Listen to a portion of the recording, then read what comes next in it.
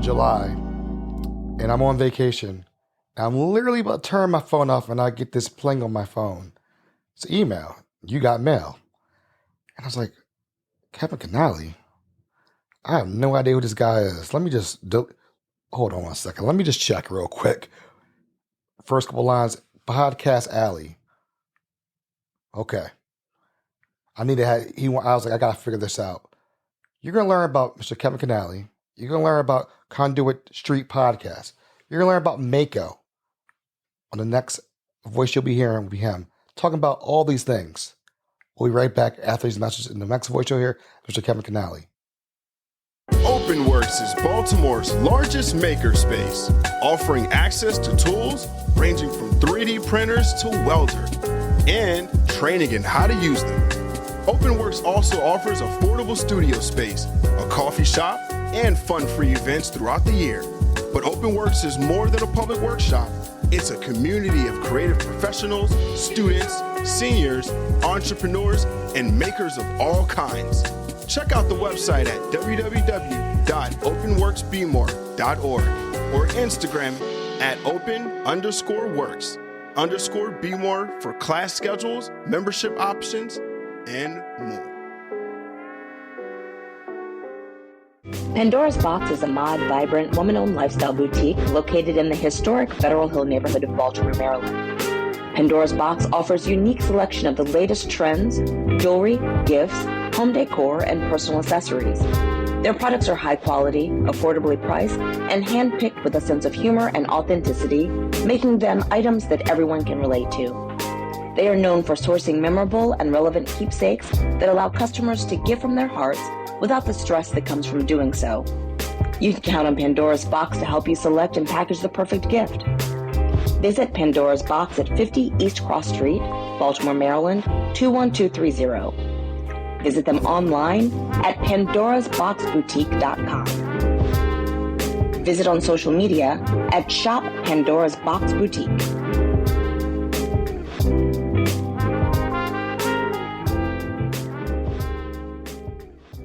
NoPix After Dark is sponsored by Snug Books, an independent bookstore serving Northeast Baltimore and beyond. In addition to featuring new books for all ages, the store also carries cards, stationery, gifts, games, and more. Visit snugbooks.com to shop online, learn more about the store, read our latest newsletter, and find a calendar of events, or come browse the store in person. Snug Books is located at 4717 Harford Road, next to Zeke's Coffee in Hamilton, Laurelville. There is free parking behind the store, and open hours are Tuesday through Sunday, 10 a.m. to 6 p.m. The NoPix After Dark podcast is proudly partnered with Maggie's Farm, located at 4341 Hartford Road. Maggie's Farm offers a unique dining experience with delicious handcrafted cocktails and mouth-watering cuisine, from falafels to scallops and everyone's favorites, honey sriracha cauliflower wings. Open for dinner from 4 p.m. until 10 p.m., Tuesday through Saturday, and for brunch, Saturday from 11 a.m. to 3 p.m., and Sunday from 11 a.m. to 4 p.m. with delectable chicken and waffles, shrimp and grits, biscuits and gravy, and more. Check out Maggie's Farm on Instagram and Facebook for daily and weekly food specials. Welcome to the NoPix After Dark podcast. I'm your host, Aaron Dante. I told you guys I always bring the heavy hitters in, and I'm so excited about the person I have coming on. Mr. Kevin Kinnnally, how are you doing today, sir? I'm great, Aaron. Thanks for having me. Hey, I was telling about the story about the email. I normally don't answer emails on vacation, but you were that last email that popped on my phone, and at first I was like, who is this guy reaching out to me? Yeah. And I'm happy that we did, because now you are sitting here hanging out in Baltimore. Thank you for kind of NoPix After Dark podcast. Yeah, I mean, I wish that the story was more intriguing with this secret email, and you opened it. But yeah, you answered that email quickly. You were on vacation. You told me pretty soon after that we were texting, and yeah, now I'm sitting here with you, and I'm really excited to be here. Well, I'm excited that you're here. We'll talk about your podcast. We'll talk about your 9 to 5. Probably not 9 to 5. Probably 9 to 9. Never. You're probably always working. But let's talk a little bit about you first and foremost. We know you have a podcast. We know you from MACo. We'll talk about what MACo stands for in a little bit. but you're from Maryland. Tell us a little bit about, you're from Maryland, a little bit of your background, where'd you went to school, where'd you grow up, things of that nature, some kind of a background. Yeah, so I was born in D.C., but I grew up in Prince George's County, went to DeMatha, and played sports there. I love Maryland, and this is where I'm from. Love Baltimore. And after that, I sort of went into like a family business, traveled a lot, did consulting, but my passion was always government. My mom, growing up, was an AP government teacher, so that was always like instilled in me. And so I just kind of wanted to come back to Maryland, put my roots back down, and get into this world, this policy and politics world in Annapolis, and that's what I've been doing for a while now. I've been at MACo, I don't know, 7 years maybe. It doesn't seem like that, but so yeah, I'm from Maryland. I'm a Marylander, and I love this state, and I love what we do. All right, so I'm gonna throw a little twist on you. What was your favorite childhood memory growing up in Maryland? Oh man, so like I'm a big Caps fan, so I remember going to the old US Air Arena in Prince George's County for all the Caps games. There's so many things in Maryland, like the Bay. I remember crossing over the Bay Bridge was always really cool. Just all kinds of stuff, but mostly it was stuff in Prince George's where I grew up, and the US Air Arena was like a big part of that. And I remember when they tore it down, it was kind of sad. I wasn't here, but I watched a video. I was in North Carolina, and it was like, wow, that was a big moment, that history. It's because it was a big part of my childhood, right? And so I think those are really good memories for me growing up, just being there, all kinds of events, but mostly the Caps games. And what was your major in college? What was your major? Political science, public policy. Okay. So yeah, it kind of matches with what I'm doing now. Did you always have an affinity to talk with people and really try to help people out in the world? Yeah, I think so. Like I've always been that person, maybe even too much sometimes. Like I was always the person growing up as a kid who wanted to go and help people that were homeless on the side and go talk to them and not just give them money, but like I wanted to go talk to people. And I, like that, maybe that's not the best thing to do as a kid, but I've always wanted to be solutions oriented and try and help people. And I view this work, like being in policy, as helping people. Like that might not be my job title, but ultimately, I feel like that's what we do every day. Like we're trying to find solutions to complex problems across this state, and I love it. So I know you said you worked in hospitality. You said a little bit about that. Do you think that has helped you to where you are today? Yeah. So I mean, like I've worked in restaurants in college. I've worked at front desk at a Marriott. And like, if you can work at a front desk, you can do anything. Like, I believe that everybody should have to work in a restaurant or in a hotel at one point in their life, because you won't have nearly as many people who are mean and complaining. Like, that'll humble you real fast doing that kind of work. So I definitely think it teaches you a lot about people, how to handle people, how to be patient, and really just how to like problem solve and how to deal with a range of different emotions and different kinds of people in different situations, where people are angry, where people are happy, and everywhere in between, right? So who would you say was a big influence in your life as far as, what you do now and just with the government, things of that nature? Oh, my mom, no doubt. My mom, growing up, a single mom, she had 3 kids. I still don't know how she did it. I remember like she had 3 jobs, and she was like, yeah, I want to go back to school and I want to be a teacher. I'm like, okay. So she started doing that, and she was working in really rough neighborhoods for a while, kids that couldn't go to school. And she got a job at a public school, eventually a private school.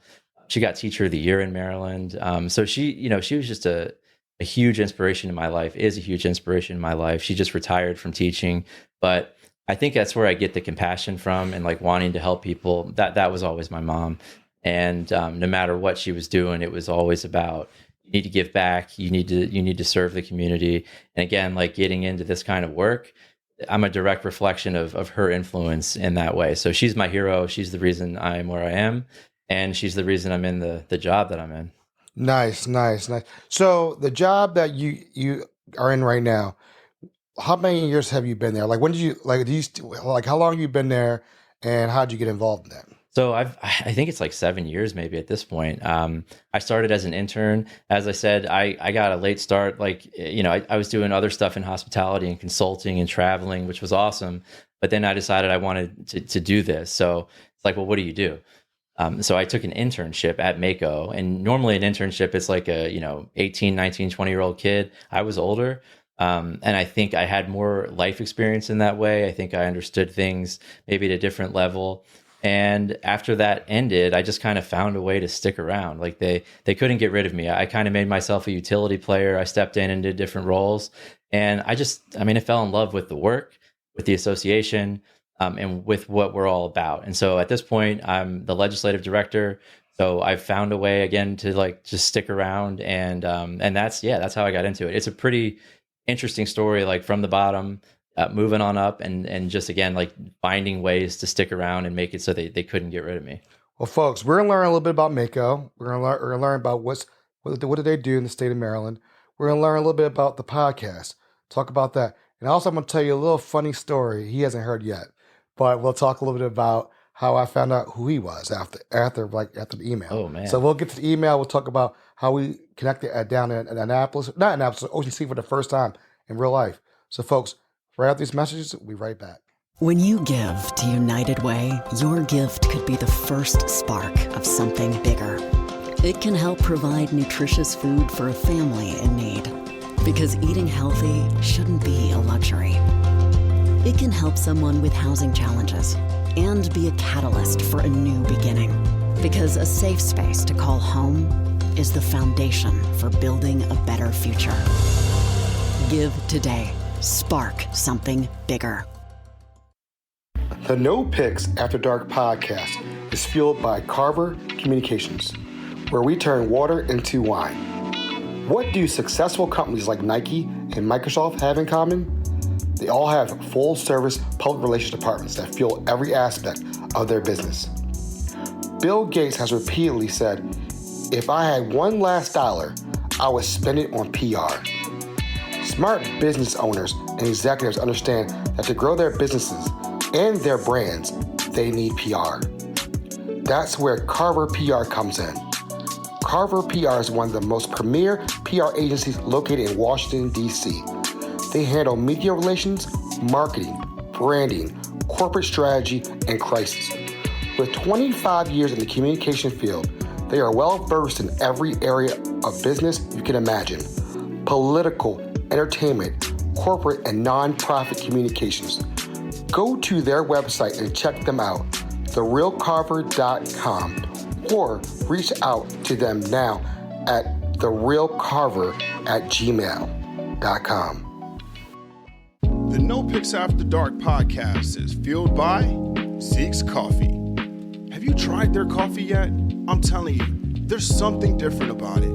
Maybe it's because they roast their beans in a fluid coffee roaster, which provides the most accurate roasting temperatures and made with love. You will just have to check it out for yourself and try their delicious food while you're at it. Open now for curbside service, online ordering, carry out, and they also do wholesale. Visit Zeke's Coffee at 4719 Hartford Road. Open Monday through Friday, 7 a.m. to 6 p.m. and Sunday, 8 to 5 p.m. Kitchen closes at 3 p.m. or visit Zeke'sCoffee.com and you too can be fueled by Zeke's.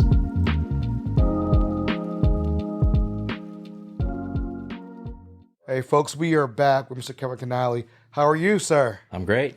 So, funny story I'm going to tell you, folks. I'm interested to know. So, I never told you this. So, when you sent me the email, I'm like, who is this guy telling me to come to Ocean City, prime time, summer look time, to go to a conference? I'm like, I have no idea. So, I had reached out to mutual friends that we know, and I'm like, who is Kevin Kinnnally? Like, oh, he's the guy. And I'm like, and every person I talked to spoke so highly of you. And it was just like, I was just like, Aaron, you gotta connect with him. He's the guy. Aaron, if he reached out, he means business. He means business. He's the person you know. And it was very refreshing. And at that point, it was a no-brainer. And I called Paul, said, Paul, we're in Ocean City. That's the next trip. Before I even told you we're going there, right. I was like, we're going to Ocean City.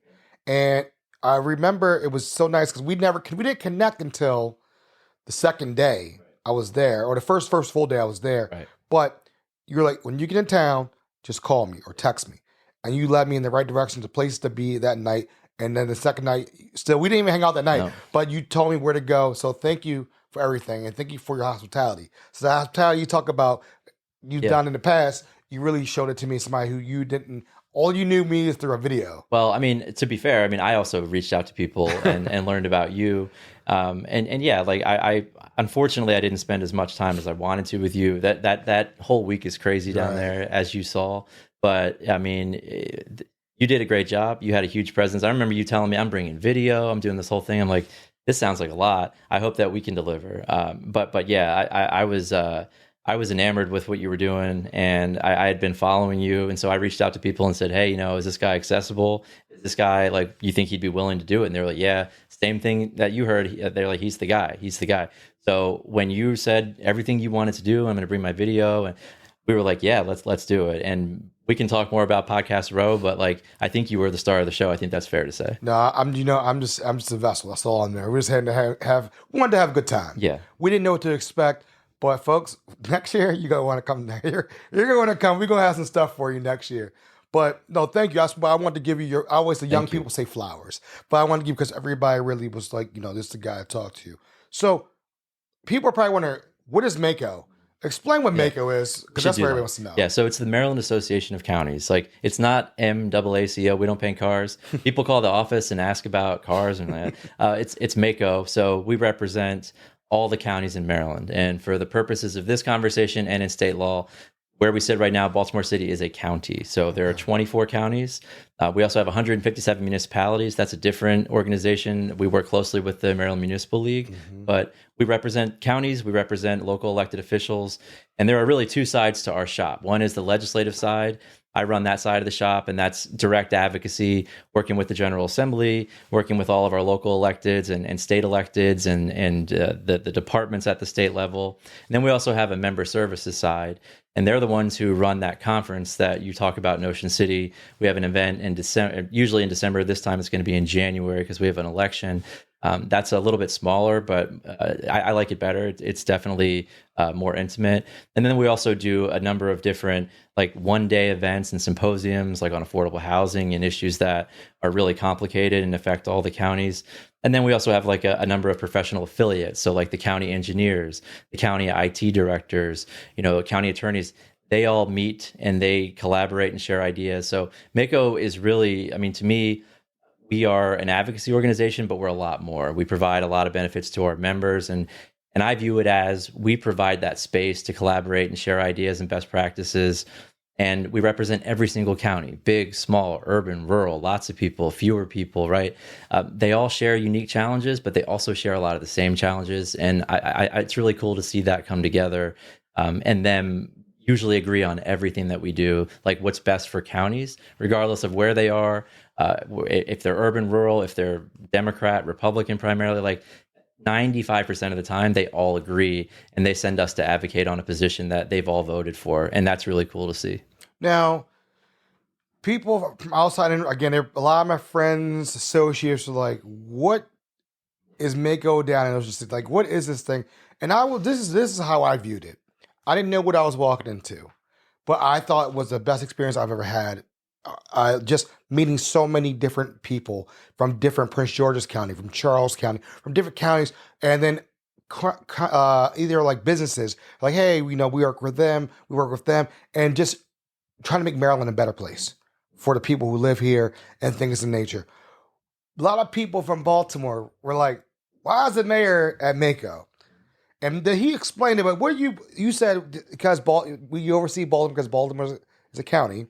Explain some things that MACo might have done in the past for Baltimore, or have helped out, or behind the scenes. Yeah, so Baltimore's a member, and like I said, we advocate for everyone. Right. One of the things that I'm most proud of this past session, actually, back in 2009, around the Great Recession, the state took all of our road money, the money that we used to fill potholes and maintain our roads. And for Baltimore City, like cumulatively, that was like $1 billion since then, right? So we've been fighting ever since to get that money back. And what happens is when the state takes that kind of money, Baltimore City still has to fill the potholes. They still have to maintain the roads. They just have to take it from somewhere else, right? So anything else they're trying to do to better the community, now that suffers. So last session, Baltimore City got fully restored. So they got all that money back, which frees up other money for schools, public health, public safety, everything else that's really important. So, I mean, Baltimore is Council member Middleton, Sharon Green Middleton, is on the MACo board. Mayor Scott is at the MACo Ledge Committee meetings. He's very involved. So we're constantly working with his team, with the council. And it's everything from, if they need advice from us, if they want to do something in the General Assembly and they need our help, if they want to collaborate with other counties or with the county professionals, we work closely with them. So again, like you talk about Baltimore City and then like a Somerset County on the shore, which is tiny. The cool thing is that while there are unique challenges, they also share a lot of the same things. And when you see Mayor Scott talking to somebody from the Eastern Shore, an elected official down there, like a farmer, right? You'd think they got nothing in common. The mayor's playing basketball. He's a cool dude, right? Well, the farmer down there, it turns out they do have a lot in common. And it's really cool to see those interactions play out and in real time. And they are constantly in collaboration on doing good things for the state and sharing ideas back and forth. And that's what it's all about. And that's what I remember. A lot of people were commenting on social media, like, "Oh, why is the council, city council down there?" Yeah. And from my perspective, from being down there, you need to be down there because that's where a lot of things happen. That's where a lot of business deals, a lot of conversations that may not happen on a regular basis happens down there. Yep. And I saw a lot of that, and that was very impressive. You don't know who you could be stand next to. Now I'm literally sitting next to the head of the NAACP. Kobe Little, talking with him. I'm sitting next to the head of the aquarium next moment. So you don't know, but these are people who are like, hey, how can we help your podcast? How can we help spread the word of what you're doing? That's a beautiful thing. And I guess in a bigger grand scale of what you guys do, it's more or less, it does directly helps the people who live in those areas. Absolutely. And that's what they're looking for to make sure, not just, probably create jobs coming. Absolutely. Things of that nature. And that's what maybe I'm off on that or. No, you're absolutely right. I mean, and I'm glad to hear that because that, for us, that's what it is all about. Like we view it as if you're going down there, you got a list of people that you need to talk to, right? I need to talk to my local elected official. I need to talk to my state delegation. I need to talk to the secretary of the Maryland Department of Transportation. I need to talk, right? All those people are there. I need to talk to vendors. They have services that can help my county. You were in the exhibit hall. Right. You saw all the different offerings. We have a great event, the Taste of Maryland, where every county works with their economic development and tourism to bring down like some local fare. So craft beer, jams and pretzels, all kinds of stuff. Like we want to highlight what counties are doing. And coming out of COVID, a big emphasis for us, or hopefully being done with COVID, was to highlight tourism and bring that back. Because if you lose that economic base and you lose those tax dollars locally, it hurts everybody. So that was a big goal for us. But yeah, the goal is you can come down there and it's a one-stop shop and you can talk to anybody you need to talk to and get all that stuff done. And so I'm really glad to hear that worked out for you. And you just named some people that were there, and that's what it's all about. Now we're going to talk about Conduit. Conduit, was it the podcast Conduit Street? Right. Where did that name come from, and what is your podcast about? Yeah, so the podcast. So we've been doing that for 5 years, which is crazy. I had to look.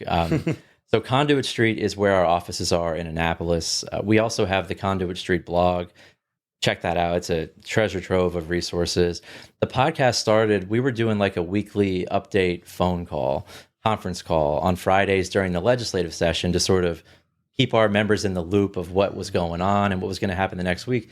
And we kept hearing like, hey, I can't make it at that time. Can you record it? And it just seemed like it was sparsely attended, So I was like, our executive director, Michael Sanderson, who is my co-host on the podcast, I was like, why don't we do a podcast? And both of us had listened to podcasts. Like we were podcast people. He was like, we can't do a pod. We're not that. We can't do that. How do we even do it? So I was like, let me try. So, I went on and ordered like a couple microphones and a piece of equipment, and we started doing it.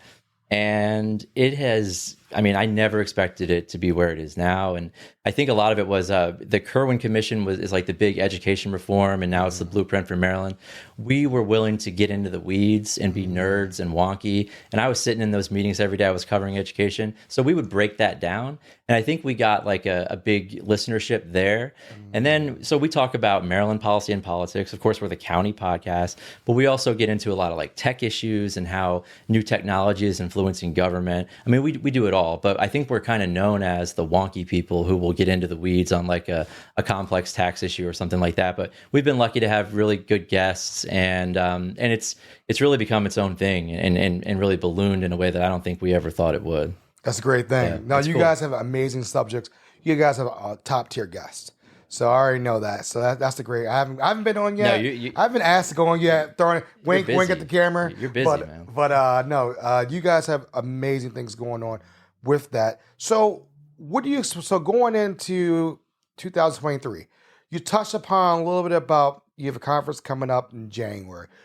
What is that about? Like, what is that? I mean, say for the conference is listening now, they're like, I kind of want to learn a little bit more about who is this directed towards, who is this for. How can I get involved? Things of that nature. Go ahead. Yeah, so this upcoming conference is going to be after an election. So that's unique because we have a lot of new county elected officials. So a big part of that conference is sort of an orientation. Like, hey, you used to be a car salesman. Now you're a county commissioner. Here's what counties do. And in Maryland, counties do a lot, more than most other states.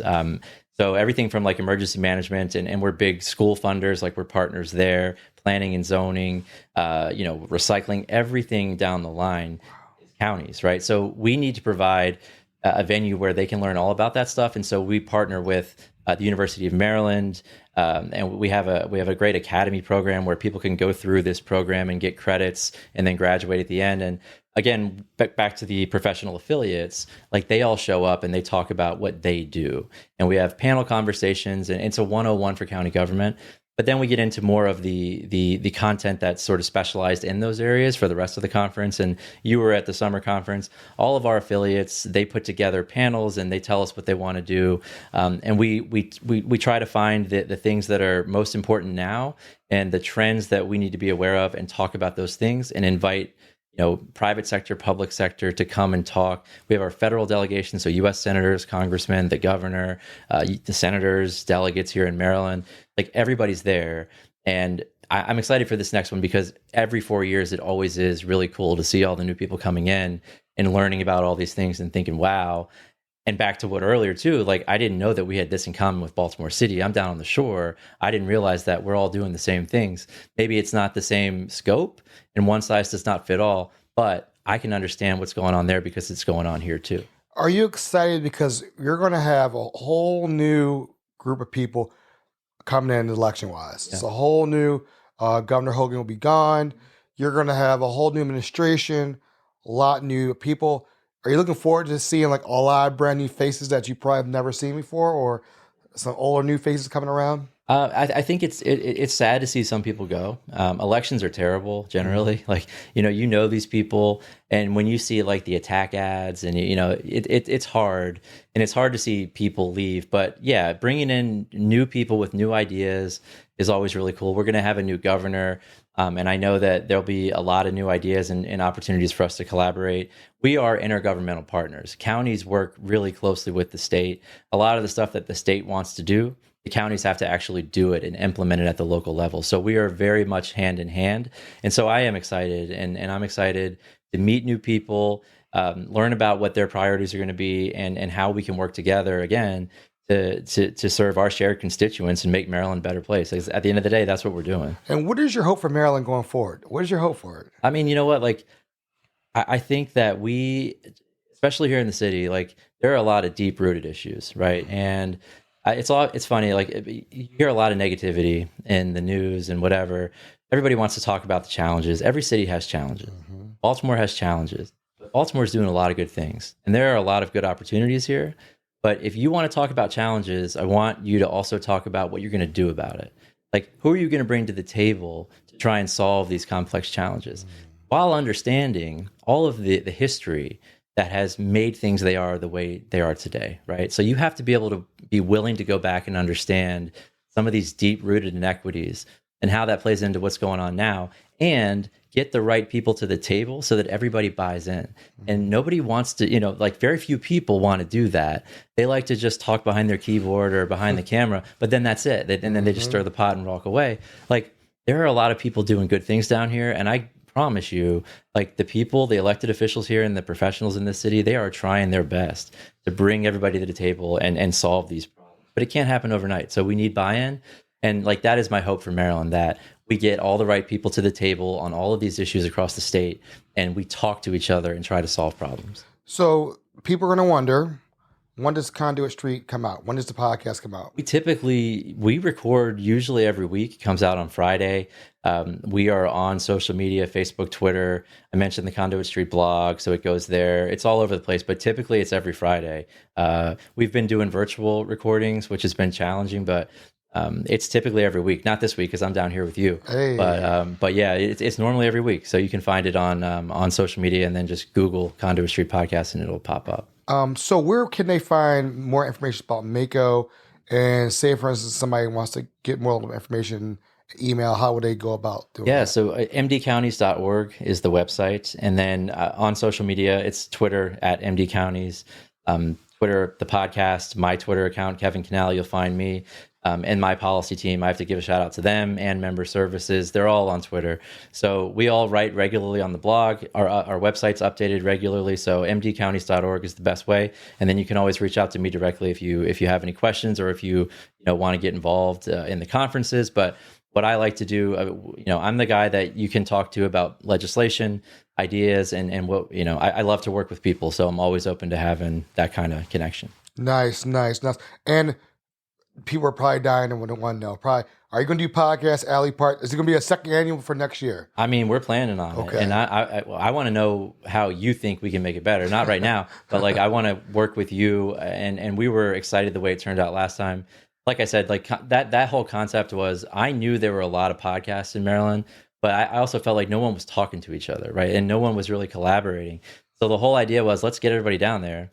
And hopefully you made connections, and just to like talk about what we're doing here. Like, we all understand like what this means and some of the challenges with it. And like, we can talk and like learn best practices and figure out how to work together and promote each other. That was the goal. And I think that worked out pretty well. And I think we can make it bigger and better next time. Exciting. Thank you. So I guess now you got off the easy questions. Yeah. Here's the hard questions now. Okay. I always call it speed round. Crabs or crab cakes? Crabs. Okay. All right. I mean, it depends on the crab cake, but yeah, crabs. Okay. Chicken wings, drums or flats? Flats. Your favorite halftime show? Super Bowl halftime show? That's a good one. I mean, I remember the Janet Jackson one for the wrong reasons, probably, but that was a good one. I think they're all really good. I think I think last year was good too. Favorite concert you've ever been to? Wow. Too many to choose from, man. You know what? Adele was really good. I got to see Adele, but I'm like a big Tedeschi Trucks. Like, I like that. I don't know. Adele, probably because it was such like a huge show, and like it was really good. If we jump in your car right now, what's the first thing we're listening to? Right now, on the way down here, I was listening to Fugees. Oh, okay. Oh, wow. You brought us a classic. Yeah. You're okay. Yeah. I normally get hyped before I do a podcast. I normally listen like Tupac before I do an interview. Outkast and Fugees. Like, if I want to get hyped, like, it's Fugees right now. And what is the best advice you've ever received? Be yourself. And be nice. It goes a long way. It's simple, but be nice to people. That will help all of us. Be nice, be yourself. And again, where can we find you guys online? I want to make sure everybody finds your Twitter handles. You're not on Instagram, right?